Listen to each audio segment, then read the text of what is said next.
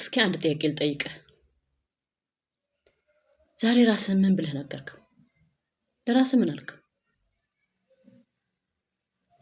ለሶስት ሰከንድ ልክ እኔን አሁን እንደምታይ ከፊት ለፊትህ ራስህ ቁጭ እንዳለና እያየህ እንደሆነ አስበው። ምንድን ነው የምትነግረው? አልችልም ትለዋለህ? አይሳካልህም? ወድቀሃል? እድሜህ አልፏል? አታምርም ነው የምትለው? ምንድን ነው የምትለው?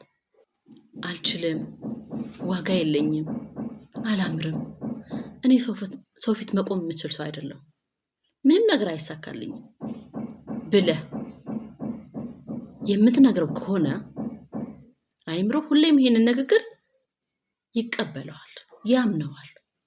ልክ አንተ ሌሎች ሰዎች ነግረው እንደምታምነው ሁሉ ውስጥህም ይሄን ነገር አምኖበት ይቀጥላል። የሚገርምህ ነገር እኔም እንዲሁ ነበርኩ። ራሴን እንደማያምር ሰው አስብ ነበር። ምንም ነገር እኔ ብነካው አይሳካም ብዬ ነበር ማስብ። ለምን አልቻልኩም ብዬ ራሴን ወቅስ ነበር። በተደጋጋሚ ራሴን ከሰው በታች አድርጌ ቆጥር ነበር። ዛሬ እንደምታየኝ አንተ ፊት ቀርቤ እኔ ማወራውን ነገር እንደምታዳምጠኝ አምኜ ማውራት እችላለሁ። ያኔ ግን እንኳን እንደዚህ በካሜራ እያወራሁ በአካል ለማውራት አይኔን መግለጥ የማልችል ሴት ነበርኩ። አንድ ቀን ግን ተረዳሁ።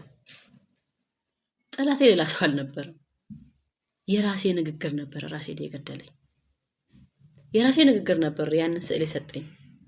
የራሴ ንግግር ነበር ያንን የማምንበት ማንነት የፈጠረው። ያንን ስረዳ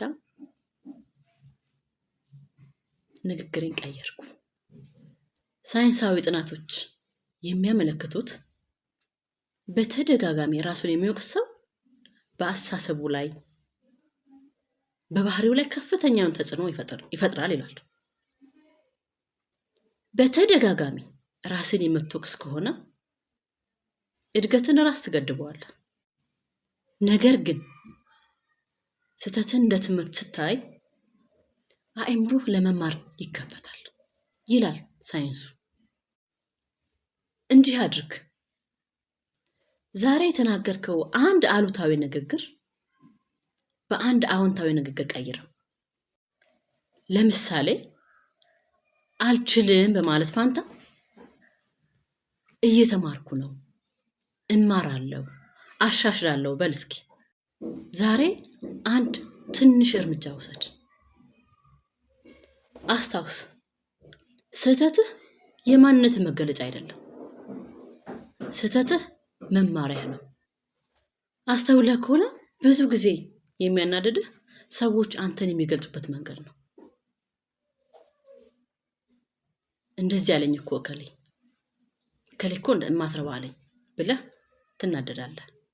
ነገር ግን ከዚህ ንግግር በላይ ያንተ አልችልም፣ ያንተ አስቀያሚ ነኝ፣ ያንተ አይሳካልኝም የሚለው ቃል 100% ይጎዳል። 100% አንተነትን ይሰራል። ሰዎች ስላንተ ቢያወሩ አንተን የሚገልጹበት መንገድ 100% አይጎዳህም። ምናልባት አንተ ራስህ ላይ ባለህ እምነት ይወሰናል።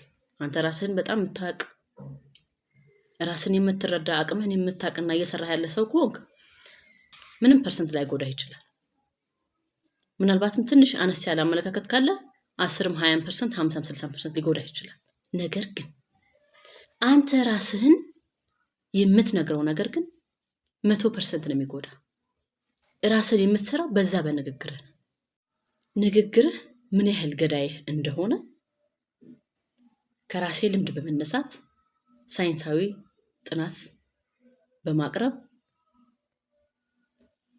በዚህ መልክ ገልጬዋለሁ። ከወደድከውና አንድ ሰው ያስተምራል ብለህ ካሰብክ ሰብስክራይብ፣ ላይክ፣ ሼር፣ ኮሜንት አርግልኝ። አብረኸኝ ስለምትሆን ከልብ አመሰግናለሁ።